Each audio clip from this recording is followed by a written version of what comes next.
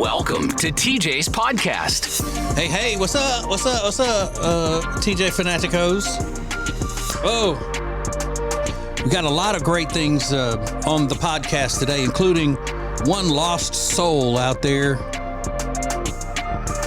as a self-proclaimed fanatico who has reached a part of his life, a point in his life where he needs to just be told what to do. He doesn't need anybody else's opinion or anything. He just needs to be told what to do, and that's what I'm going to do. I'm going to tell him what he has to get done if he wants to, go down the right path. No outside opinions or anything else. I'm sure he's gotten enough of those. He just needs the final word, and that's what I'm good at, the final word.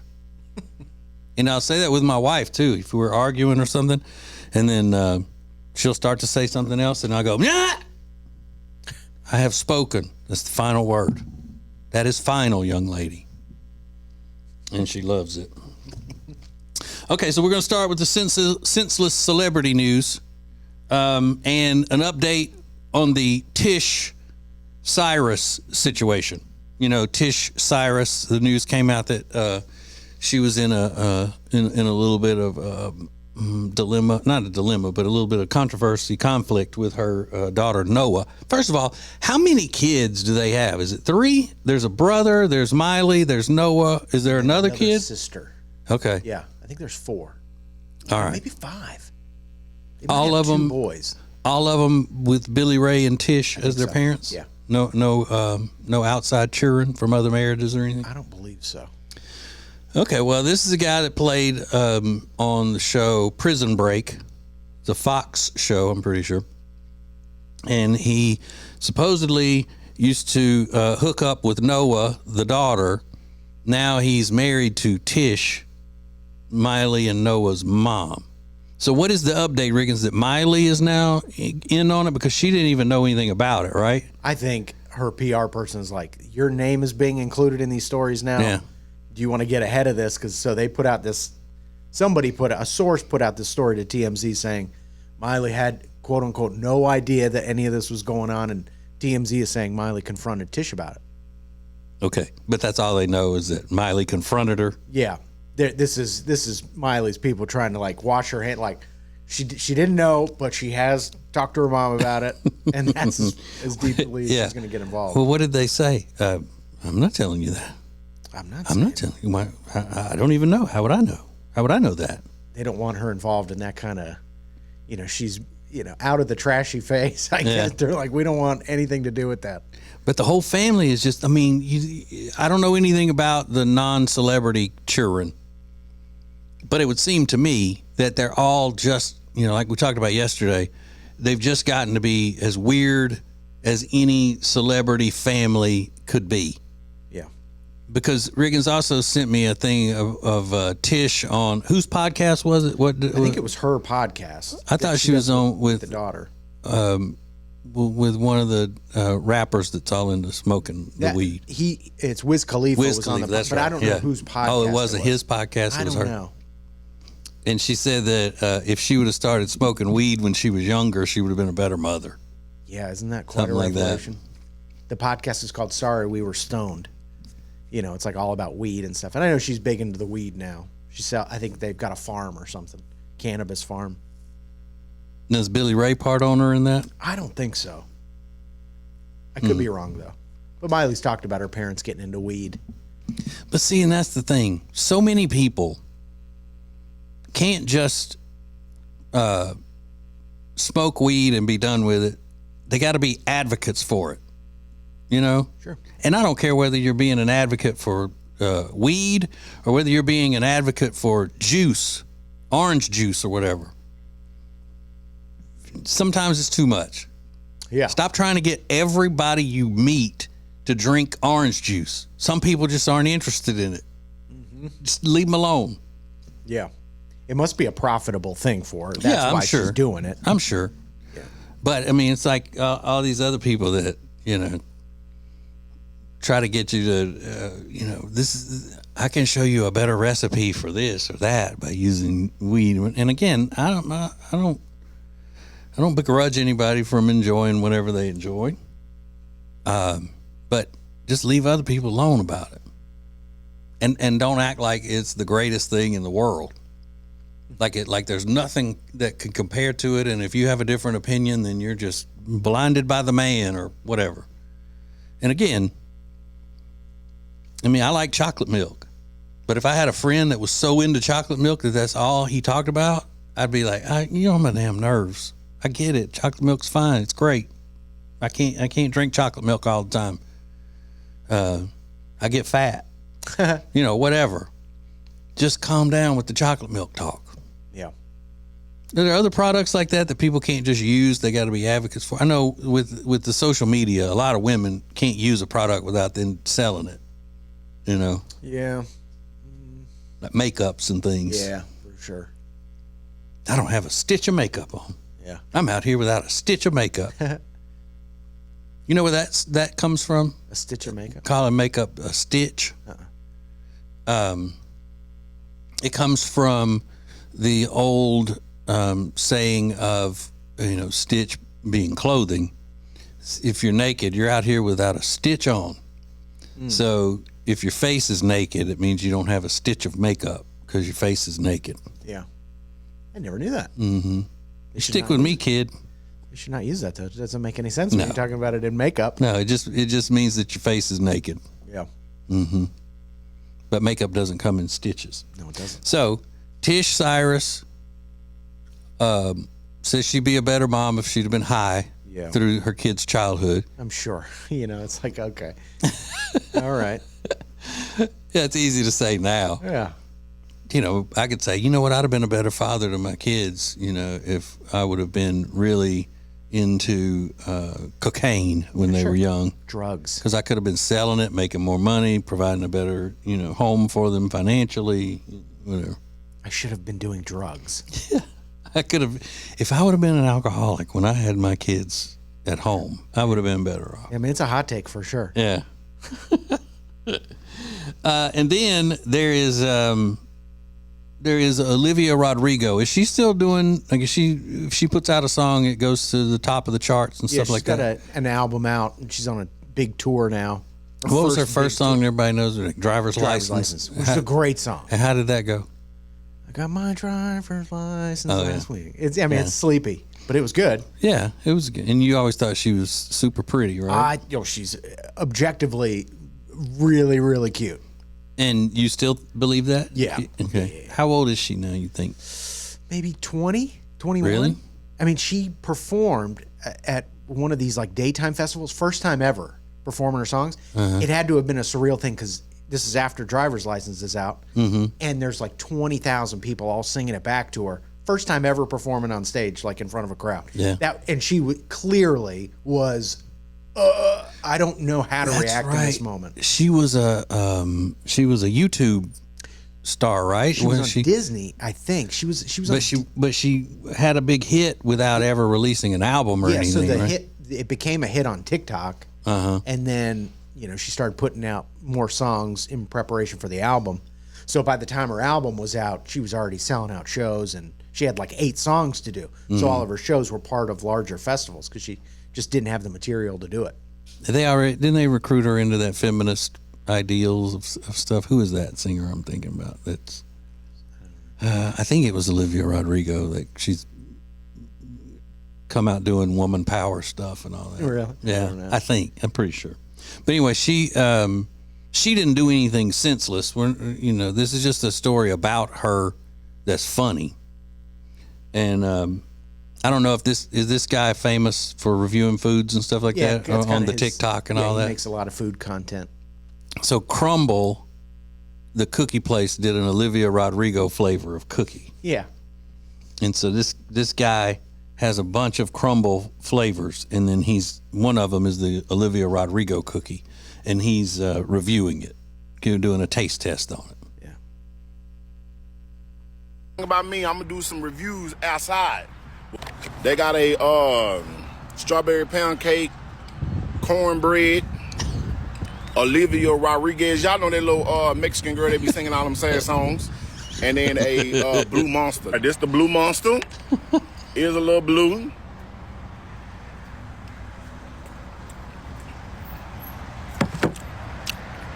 10 out of 10. Olivia Rodriguez, that little Mexican girl, they be crying. 0 out of 10. Cornbread. Now, I'm scared about this one because I don't know. I'm going to eat it with the little thing here.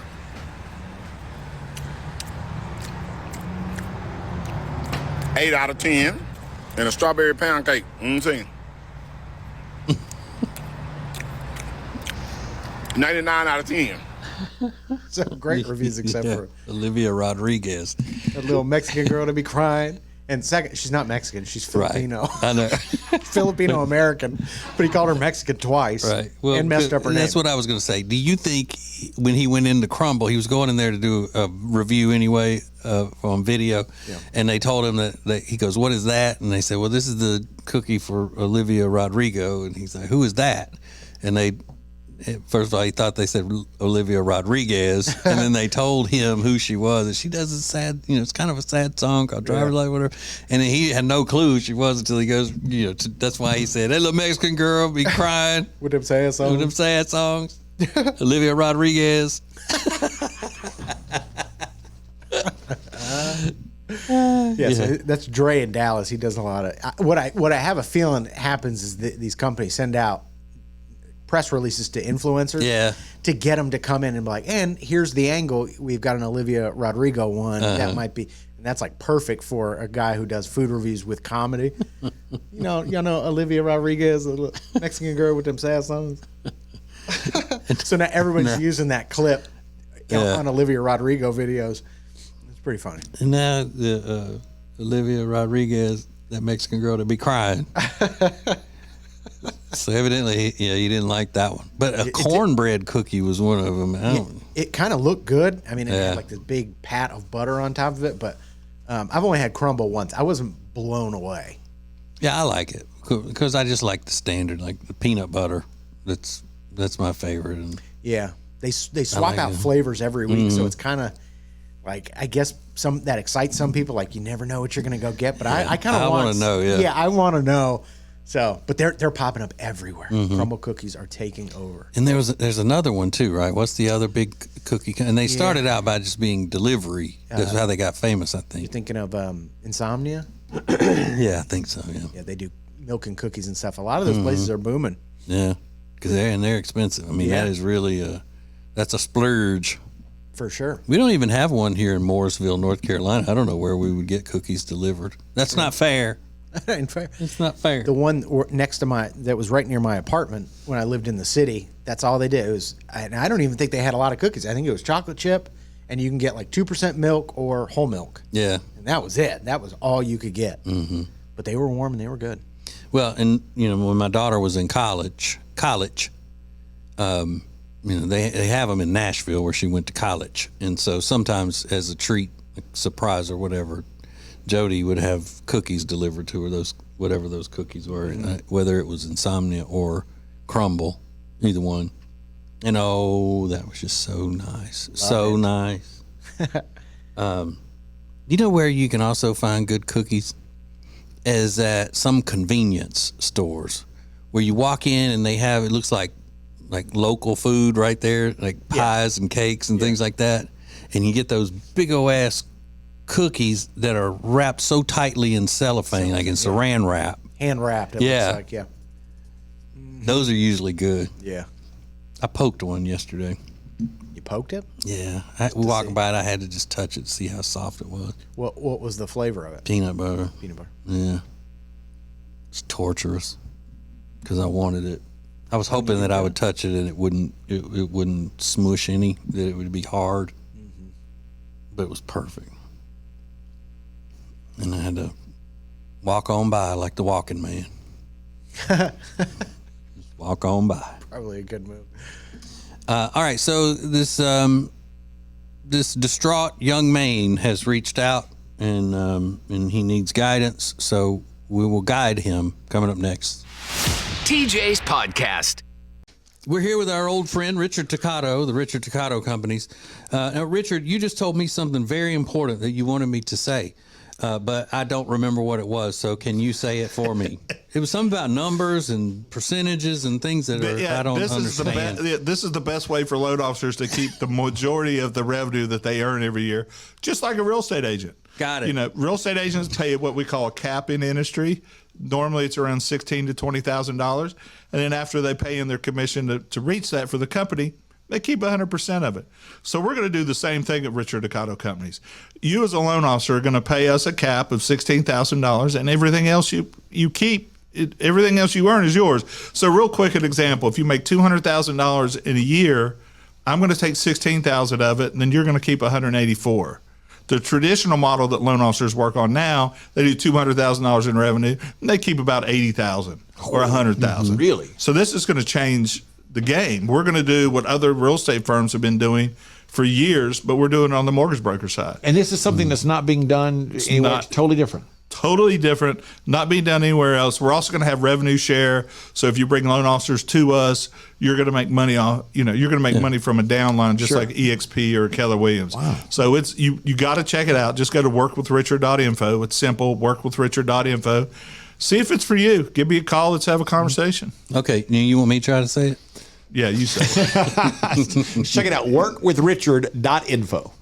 Hi, I'm Thomas Davis, and let me tell you why I'm a proud member of Team Neogenics. If your nagging pain is keeping you from being active, do something about it. Join the long list of pros and average Joes who have found relief with our stem cell and regenerative therapies. After trying all the others, I decided to try Neogenics. My knees and shoulders haven't felt this good since my college days. If you want to get back in the game, do what I did. Visit Neogenics, where all you have to lose is pain. Our nation's second president, John Adams, always slept on the left side of the bed. He believed this would increase his chances of having positive dreams and a more successful next day. That's why every mattress we sell here at Sweet Dreams Furniture and Mattress includes a left side. And for those that prefer waking up on the right side of the bed, our mattresses come with one of those too. This President's Day, you can save up to $500 on Tempur-Pedic sets. Only at Sweet Dreams Furniture and Mattress. Back to TJ's podcast. Hey. All right. I don't know the best process for this, Riggins. This fella sent me a DM on my regular Instagram, TJ_Richie, RITCHIE. But if people, because I want to help as many people as possible the way I'm going to help this fella. So what would be the best way for people to ask for, my guidance on things? Would it be to send me a direct message on TJ_Richie or on that new TJ shows? I think it makes more sense because people are wanting advice from you. Yeah. And I read all the DMs that come into the show one. So you can, but no, I'm going to read it. But I got to feel, I don't care. If somebody wants to reach out to you, just DM you on Instagram. Which one, though? Your my TJ regular one? Richie, yeah. What is the other one for? Because I feel like I'm supposed to be working it, but I don't even know the codes. I mean, it's going to be the home for all like TJ. So all Small Town Adventures goes up there. Oh, your cooking show. But if you've got a personal one and you've got a relationship with people on there, I think that's probably a smarter way to get content. Okay, well, that's where this one came from. Yeah. And I'm sure he doesn't even mind if I say his name, so. Because he knows that whatever I say is going to be the right move for him. He has nothing to hide. He's not going to be hiding from anything. So I guess if you got something that you need my guidance with, now you got to understand it's not going to be any type of panel discussion or getting other opinions or anything. It's just going to be my opinion telling you what to do. So you got to accept the truth, the unabashed truth. And again, I don't know what to call the segment. He starts out with just "Hey TJ." That could be a good. Hey, if you got anything for "Hey TJ," let me know. But then he ended it with "What would you do?" So that's kind of a long title though. What would TJ do? Right? Yeah. It's like, hey, we're having another edition of "What would TJ do?" Yeah, and there's already a phrase that's kind of like that. Yeah, like Jesus. Something about Jesus. Yeah. Okay. Hey, TJ, 2 weeks ago, I shaved off my beard for the first time since my girlfriend and I have been dating. I told her I was thinking about doing it, and she said, no, don't do that. I like it. I thought she was just giving her innocent opinion. I didn't know it was going to rock her world the way it has. She told me that I don't care about her feelings and has done nothing but pester me about growing it back. I'm sure I'll grow it back someday, but for now, I kind of like the change. You know, mixing things up sometimes is good for you. What would you do? Fanatico Trevor. Well, I think the truth of the matter is, Trevor, is that your girlfriend doesn't completely like the way you look. She only thinks that you're handsome or attractive when you have a beard, and that's a big sign that you need to get shed of her. I mean, I know she likes what she likes, but you just got to come to the realization that if she thinks that you're only handsome when you got a beard, then she doesn't, like, she only halfway is attracted to you then. She should be attracted to you whether you got a beard or whether you don't. Because you do. You go through stages of life where you want a beard, you want to be clean shaven. Just like she goes through stages of life when she wants her hair this way or that way. Now, you could wait to turn the tables on her when she gets a new haircut or a new color or something, and then just pester the shit out of her and tell her that you didn't want her to do that and that she doesn't care about your feelings and she needs to change it back as soon as possible. That's only fair, but you don't want to wait around for that because she may not want to change her hair or her look for a long time. And you don't want to be, you know, you deserve better than to be sitting around with somebody who only thinks that you're halfway attractive. So, and it's her prerogative. She can find whatever attractive as she wants. It's just not you. And tell her as such. Tell her to stop all that cry bullying and just come out and admit it, that she doesn't think you're good looking unless you have a beard. And then just be done with it. Didn't even say how long they've been dating because it doesn't matter.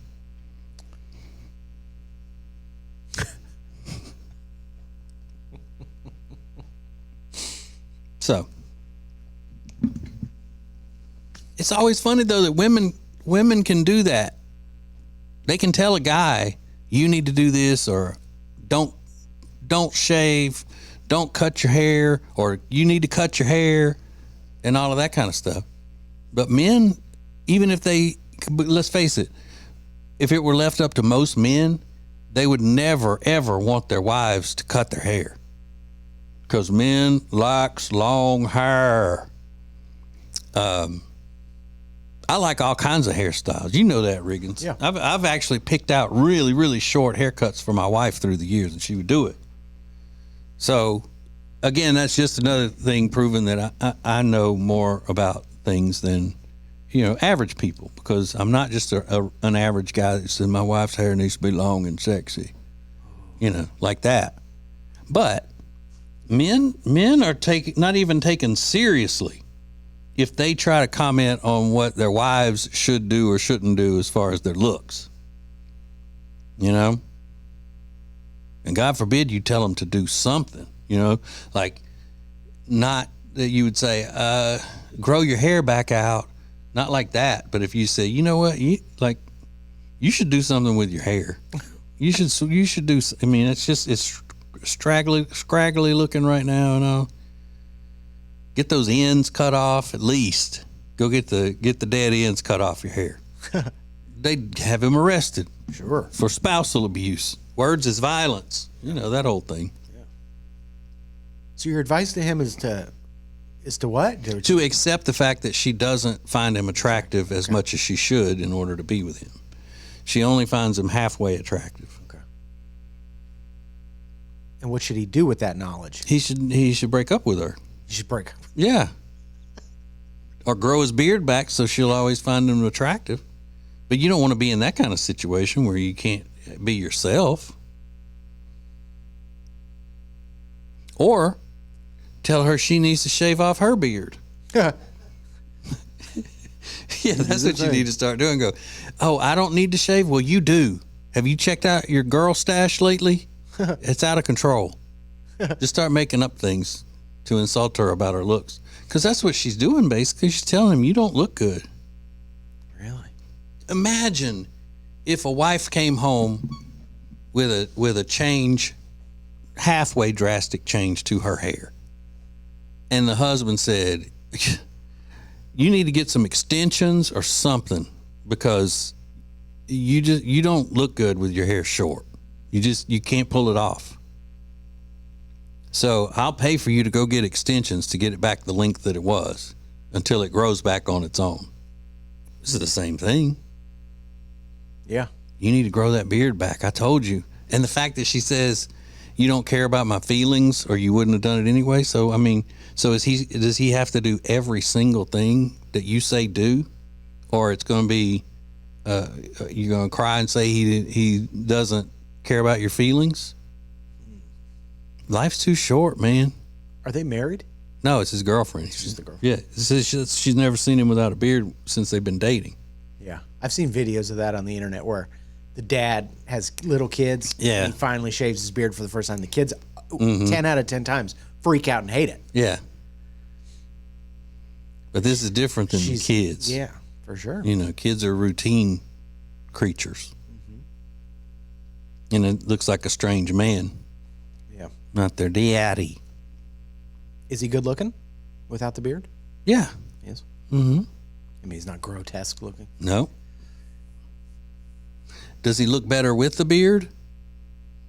I think and not drastically, but if I had to pick one or the other, I would pick him with the beard look, according to his pictures. But that doesn't mean that, you can't mix it up. Yeah. I made up this thing a long time ago, and it goes like this. Variety is the spice of life. That's good. Yeah, thanks. That's really good. Now, y'all can write in and tell me what you think about what I've told Trevor to do here. And I'll read it, but it's not going to change my mind. You can't just go around telling your mate every little thing about themselves that suits you that has to be done. You would. What would you do, Riggins? Because you got a beard. Yeah. I don't look very good with that without it. So. Yeah, you do. You look good both ways. So let's just say, whether you do or not, you decided. Yeah. As at your age, say you had a girlfriend and you said, I'm going to shave off my beard, and she goes, no, don't. I like it. And then you did it anyway, and she was unhappy. Yeah, it would hurt my feelings. Mm-hmm. But would you grow it back immediately? Probably. Yeah. Because my feelings are hurt. Mm-hmm. And you want the person you're in a relationship with to find you attractive. Right. So today it's the beard. Tomorrow, what is it going to be? She's now learned that all she's got to do is say that she's not attracted to something about you, and you'll change and do whatever she says just to see her, just for her to see you as being attractive. So then she's got you. This is probably one of their first tests of that nature. Yeah. Next thing you know, she'll be telling him not to get fat. I'm sorry. It's a donkey. Yeah. In case perfectly you were timed, though. It's a donkey cracking up because the dog got scared. But I'm listening. Go ahead. Finish what you were saying. So yeah, if she if you jump and grow the beard back, then she's got control of you. If she says, you know what, you don't need to let your teeth rot out, whatever, then you'll be like, okay, I guess I got to brush a few times a day. She's in complete control of you at that point. I think it's Stampa over here. Mm-hmm. It's crazy. What would you do, Rob? Would you grow your beard back if Meredith didn't like it? Yeah, you grew it right back because she didn't like it. Pretty much. Yeah. Oh God. Well, she's got you by the short hairs now. Always. You can't give them that. You see, that's the thing. You can't ever give women what they say they want. You have to know better.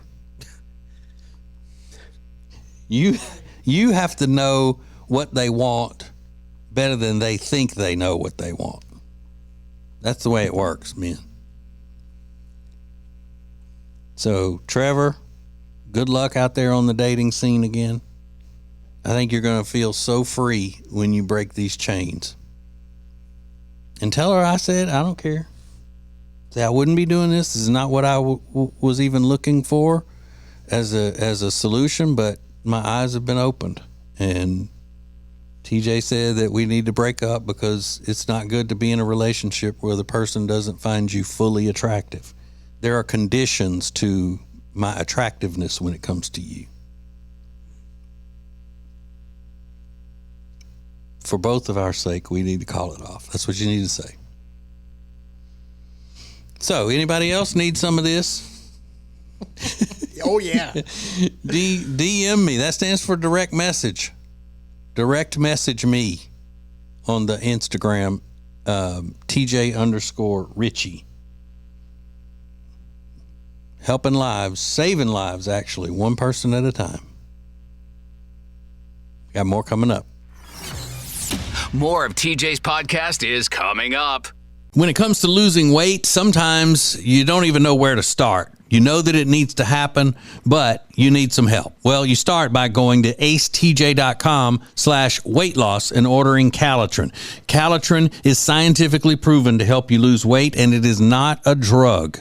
It is not a drug. Repeat that. So here's what you do.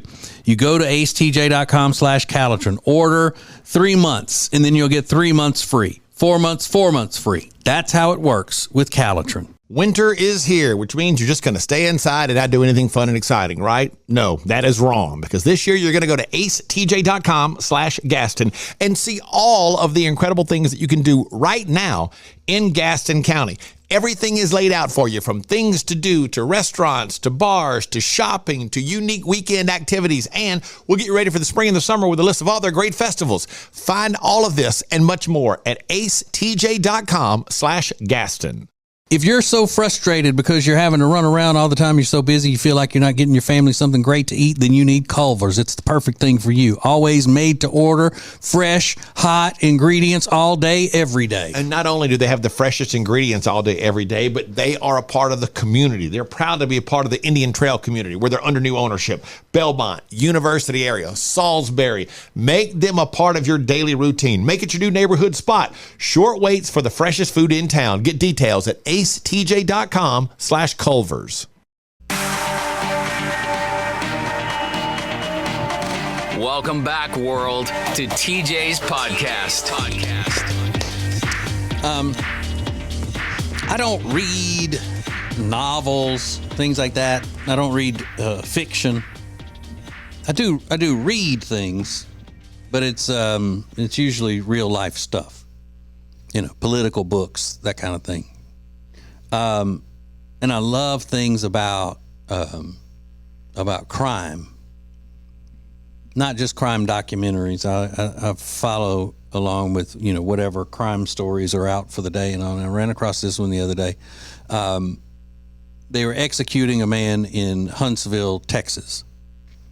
And I love reading these heartwarming stories about criminals being put to death. And that's why I was all into that. But one of the interesting things about it, we always talk about whenever there's a famous execution, what they had for their last meal. And everybody says, well, you would want for your last meal. And people think that it's just anything you can come up with, they make it happen. Like if you said you wanted McDonald's and Taco Bell and Lulu's Italian, that's a local place there by the prison, that they'd go round up all of this stuff and have it there for this big fantasy feast that you could have before they put you to death. Well, it's not like that. They will cook whatever most of the time, if it's within reason, they'll cook special things for you there in the prison kitchen. Like if you wanted pizza, they'd make you a pizza and fried chicken, that kind of thing. Well, do you know that in Texas, when they put you to death, you don't even get a special last meal. What you get is whatever the other prisoners ate in the mess hall that day. Really? Yeah, you don't get to put in a special request and all of this kind of stuff. And the reason why, because they used to do it, but the reason why they don't do it now is because you remember that famous case where those white racists dragged a man named James Byrd in Jasper, Texas, and they killed him, dragging him behind their truck, just because they were hateful racists, Well, one of those guys made this outlandish request, all this special stuff for his last meal, and didn't eat any of it. They set it up all out. They went to all the trouble. They put it out, and taxpayers are paying for this shit. And he looks at it and goes, "I'm not hungry." Just like as one little, F you to the people. Whoa. And then there's a congressman in Texas, no more of this. Let's pass this law where he's like, the concept of it to begin with is you're killing somebody, and then all of a sudden, just because you're going to be put to death, everybody, the taxpayers have to give you some sort of a special feast or something. You don't even deserve that. You're being killed because of some heinous crime you committed. You don't deserve a big feast before you die, just as the last one. So they don't do it in Texas anymore. That's crazy. Mm-hmm. Yeah, I had heard that they just kind of, it's only what they can make in the kitchen. I have heard that before. Yeah. Now, let's say you got sentenced to death. You're in the courtroom. Would you automatically be thinking about that last meal and think, I wish they would sentence me to, like, if I know I'm going straight to death row and all I have left to look forward to is my final meal, I'd want to go to Angola prison in Louisiana. Even though it's one of the toughest, nastiest prisons in the country, you got to figure that the people cooking there are going to be doing some good stuff. If that's all you have left to look forward to in your life is what your last meal is going to be. Man. They're getting shrimp and catfish and all kinds of jambalaya, things like that. Huh. I mean, if they can't go out and get me, like a couple of cheesy gordita crunches or something like that, or some jalapeno poppers. It's cheaper.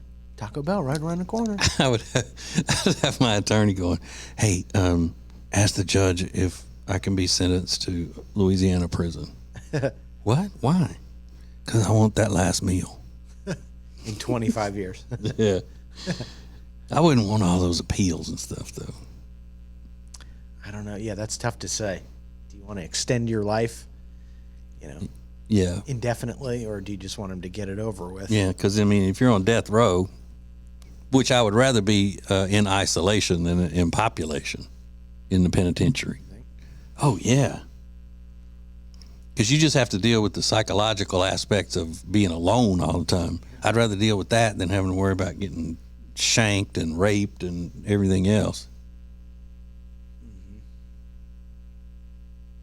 It's just like a miserable existence. I read this article the other day that cans of tuna are now used as currency in a lot of prisons. Really? And they've limited how many cans that you can buy because it's like nationwide, cans of tuna. That they've established this is what. Because they don't allow them to smoke. Right. Used to be cigarettes. I guess they don't allow them to smoke, so I guess you can eat tuna at any time. Yeah, and they even shared this little video of one of the inmates showing off his stack of cans of tuna, and he was acting like he was Donald Trump. I mean, he was rolling in the riches. But they let them have cans? I think it was cans of tuna. Because that would seem like it would be. They could use those as weapons, Yeah. We get a little pouch. Let me get a little pouch of tuna. It might have been pouches. Mm-hmm. I'll ask my brother-in-law. Yeah, I'd be curious to hear what he says. Then again, he'd probably call me if I texted him. He'd just call me all of a sudden. Hey, buddy. Ate that. He's sweet. Yeah. But I would think that they would use the cans as a weapon. Sure.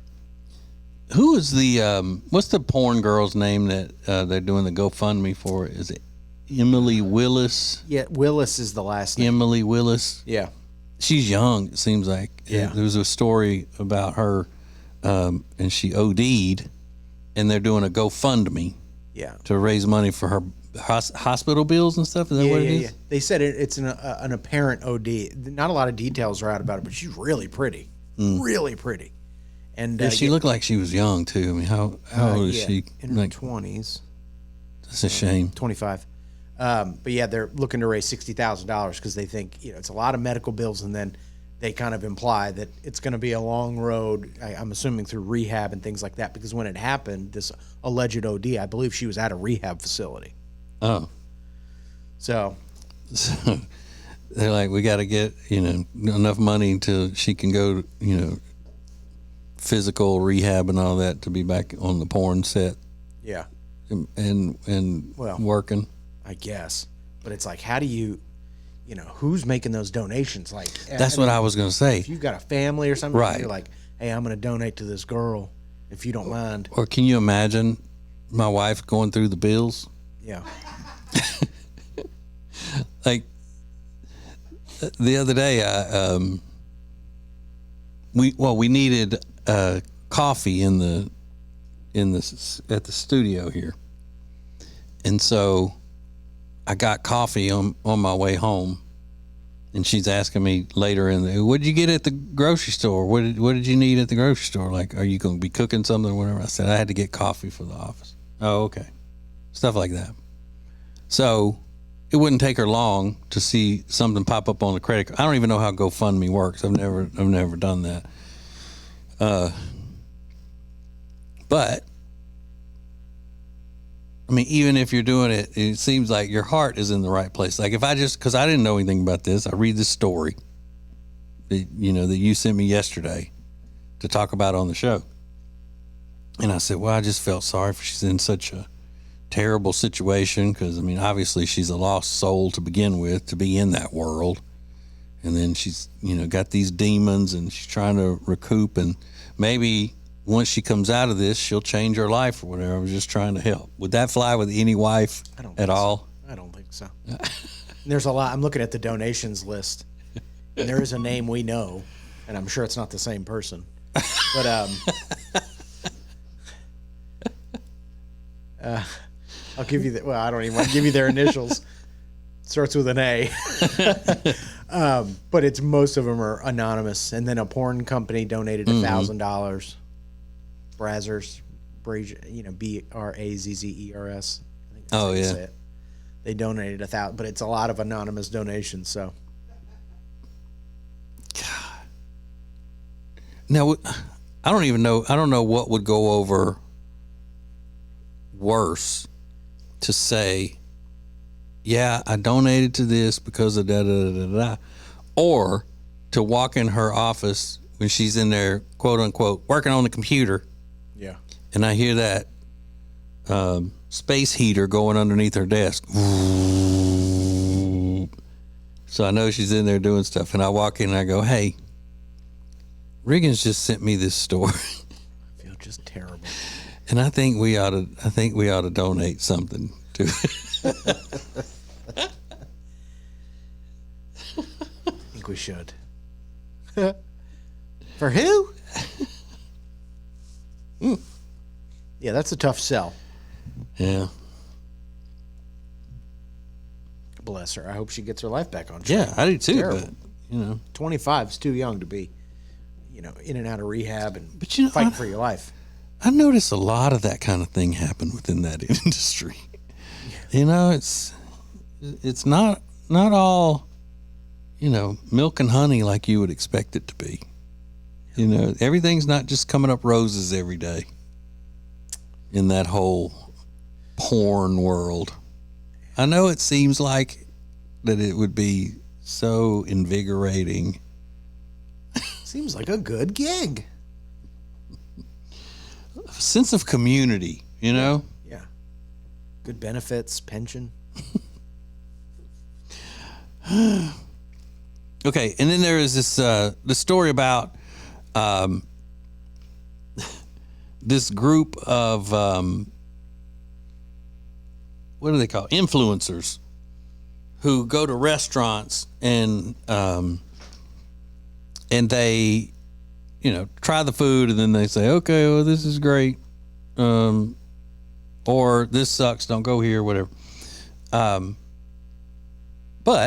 they reached out to this restaurant that they wanted to try, and they said, "We want to come try your restaurant." And then they said to the restaurant, it's a sushi place, and they said, "Usually, when our group or our reviewers try something that it is, it's free. They give it to us free." And then this restaurant just blasted them.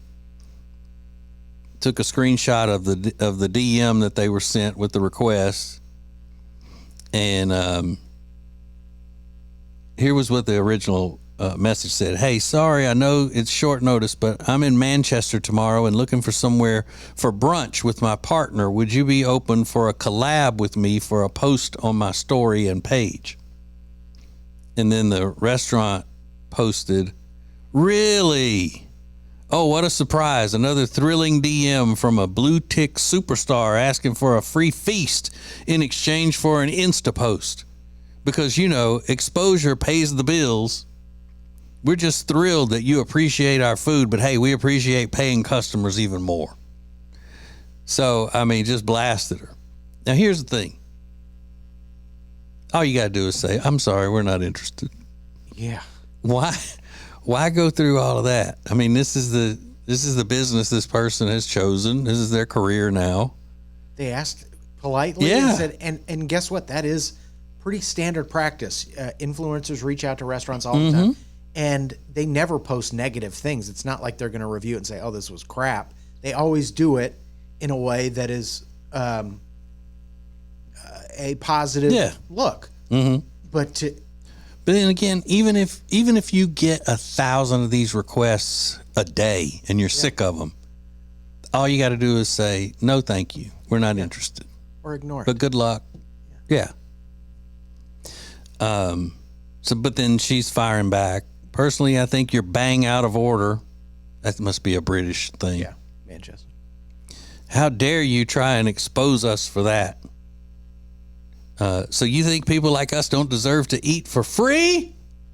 Just in case you didn't realize, we are doing our best to help and promote you for free.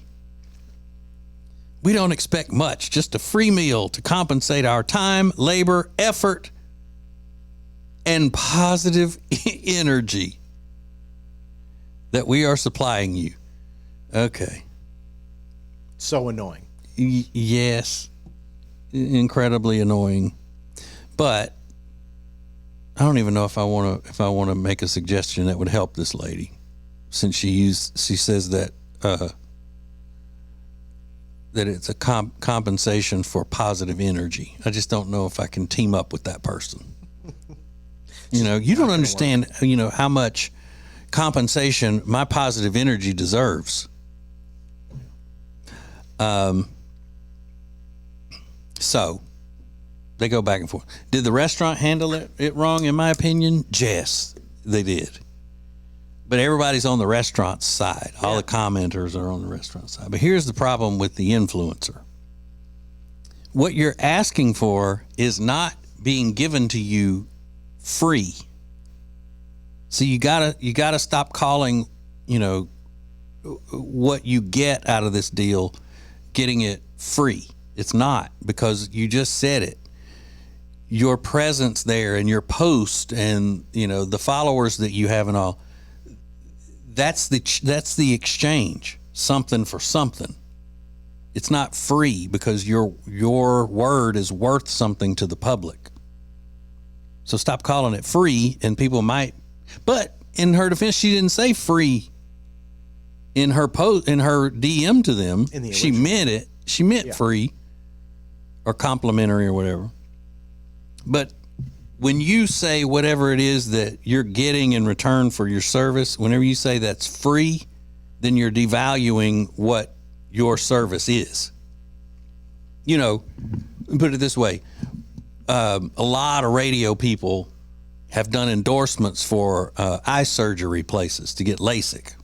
Well, what happens is that, for example, when I had it done, I went in, the doctor, bought advertising from the radio station, but said, I'm going to need somebody whoever does the endorsement needs to have the procedure done so they can talk about what their experience was, and then the listeners can know whatever.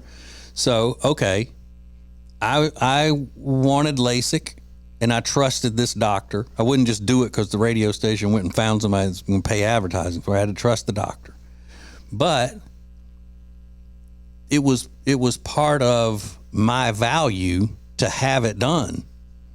They didn't say, and then we'll take whatever the cost of the surgery is off of whatever we pay the radio station. Well, it doesn't work that way, because the fact that I had it done to me and I was going to talk about it was worth something. So it wasn't a free gift being thrown in.